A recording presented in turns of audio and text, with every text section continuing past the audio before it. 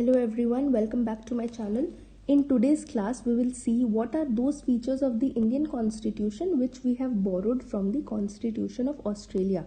And to remember this, I have made a trick which is Australia जाकर commerce की free class low.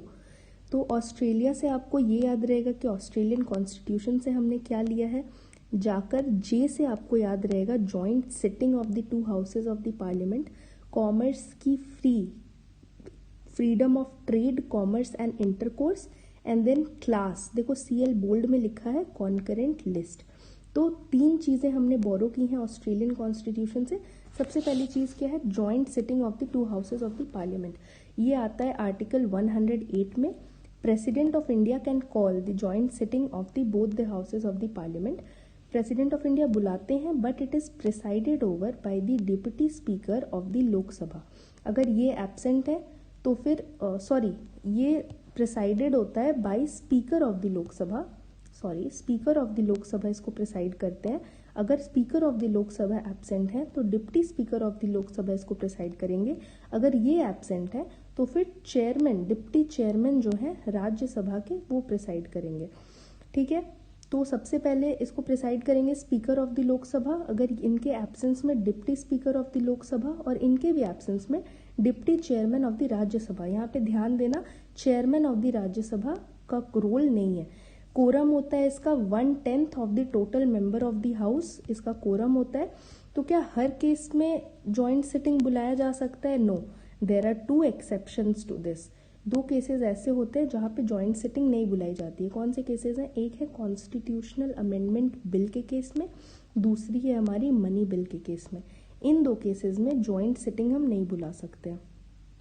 Then we have freedom of trade, commerce and intercourse. देखो, freedom of trade, commerce and intercourse है हमारा article 301 से 307 में. Trade, commerce और intercourse के freedom के बारे में लिखा गया है. कॉन्स्टिट्यूशन मेकर्स ये चाहते थे कि पूरा इंडिया एक सिंगल इकोनॉमिक यूनिट जैसा वर्क करे and there should be no obstacle और no barrier in internal trade of the country. इसलिए article 301 states that trade, commerce and intercourse in the country should be free throughout the country. तो इसलिए ये provisions बनाए गए हैं. But there are some activities, कुछ activities ऐसे हैं जो ट्रेड, कॉमर्स, इंटरकोर्स के एम्बिट में तो आते हैं पर उनको फ्रीडम नहीं होती आर्टिकल 301 के तहत. They are not protected under the freedom which is guaranteed by article 301. इसका क्या मतलब हुआ कि आर्टिकल 301 में जो ट्रेड, कॉमर्स और इंटरकोर्स करने का फ्रीडम दिया हुआ है वो एब्सोल्यूट नहीं है. कुछ एक्टिविटीज़ के लिए, जैसे कि हो गए लॉटरी, हो गए हमारी गैम्बलिंग, हो गई, ये सब ट्रेड, कॉमर्स, इंटरकोर्स के एम्बिट में आ सकती है but they are not protected under the freedom guaranteed. तो ये सुप्रीम कोर्ट ने कहा था 1957 में एक केस में जिसका नाम है state of Bombay versus RMD चमार बाग वाला. इस केस में सुप्रीम कोर्ट ने कहा था there can be restrictions on these activities. जो इलीगल एक्टिविटीज़ होती है उस पर रिस्ट्रिक्शंस लग सकता है. तो दूसरा है हमारा freedom of trade, commerce and intercourse, जो हमने ऑस्ट्रेलियन कॉन्स्टिट्यूशन से लिया है.